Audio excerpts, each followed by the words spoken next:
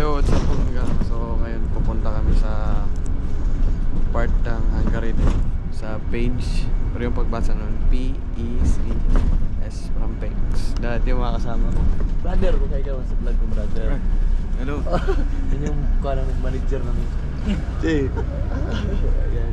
Tatlo lang po kami kasi Mga narkila po namin yung bus. yun yun naman yun. Sa tao. Apat kami kasama yung driver. Ganoon kami kakakuha nito. Tapos si pinanood na, yabog mo nito. Then, basahin natin yung mga comments dito sa previous vlog ko. Yung kahapon na vlog. May nag-comment si Angelica Villanueva na.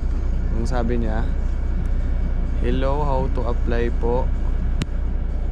Sa akin naman, nag-apply ako sa yung pangalan ng agency ko, Grand Placement Agency sa Malate, Manila.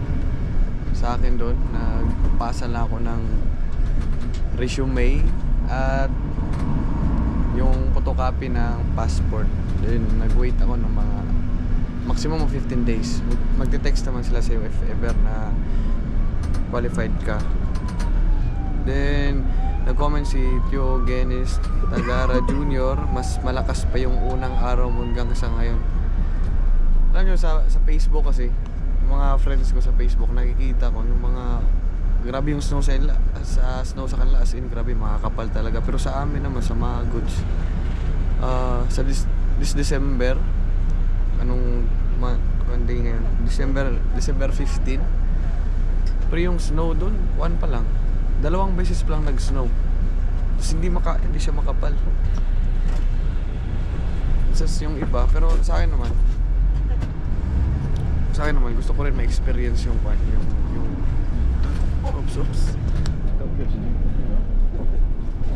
experience yung snow ba na makakapal.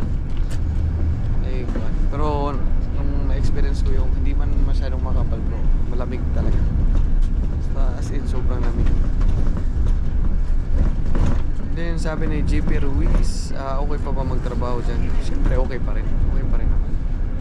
Pero yung talaga yung batas talaga ng Hungary, every year nagbabago-bago.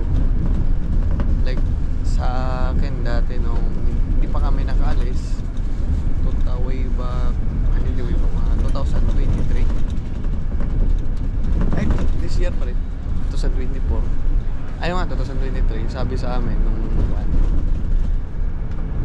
parang orientation namin sa Pilipinas, i-grab din namin yung opportunity hanggang pa daw yung parang magkukuha pa daw dito ng mga sa Hungary ng pwede ka magkuhan pa residence dito.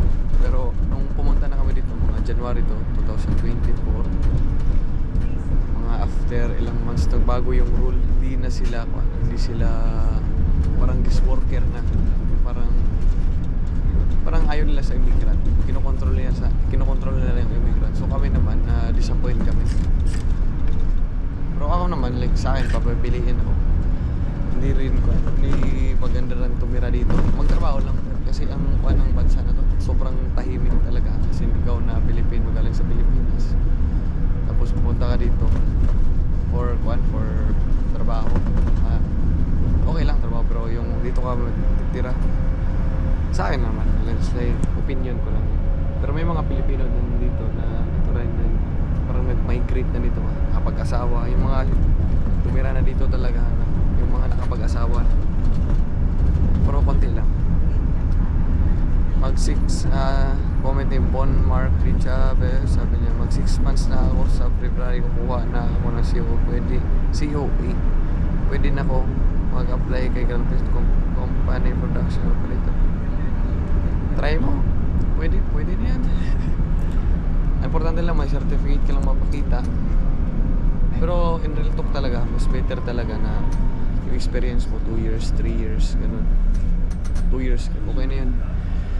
Pero sa akin na naman, bigyan mo ko ng base, nakapunta ako dito, wala akong factory experience, diskartihan ko na lang. Kaya naman, ganun lang. And ano pa ba yung mga previous comments natin?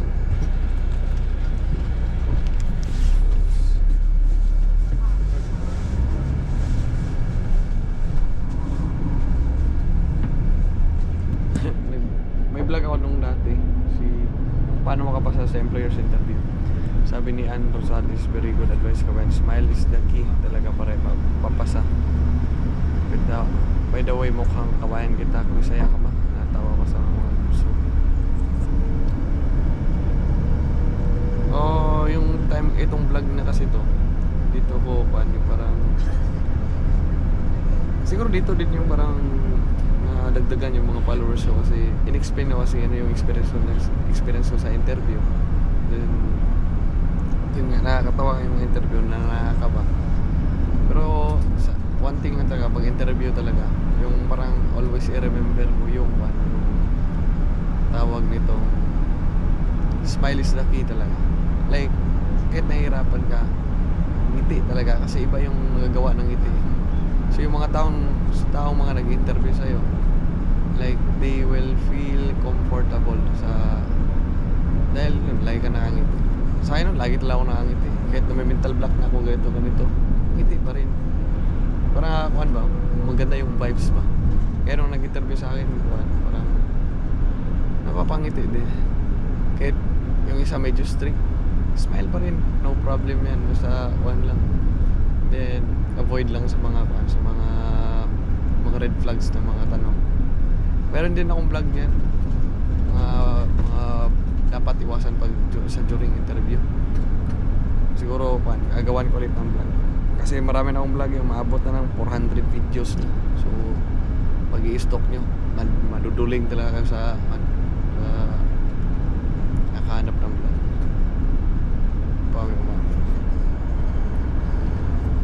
So basahin pa natin yung mga comments dito. Sabi ni Jenel, ito, napakaw sa idol station sa lahat sa mga tips ni share mo. Alam niyo sa akin naman, kung ano yung nalalaman ko, sinishare ko talaga dito. Like, sa akin, 80% ng viewers ko nasa Pilipinas talaga. Like, para man lang, like, paano na inspired sila na mag-apply dito. They have like idea na about sa pagsagot sa mga tanong. Kasi ako din dati nahihirapan ako eh. May mga sinachat din ako dating vlogger na dito sa Hungary. Paano yung mga diskarte sa mga interview ganito. Then yun, nag-gather ko ng mga knowledge sila. Then yun, katagalan nakuha ko rin naman.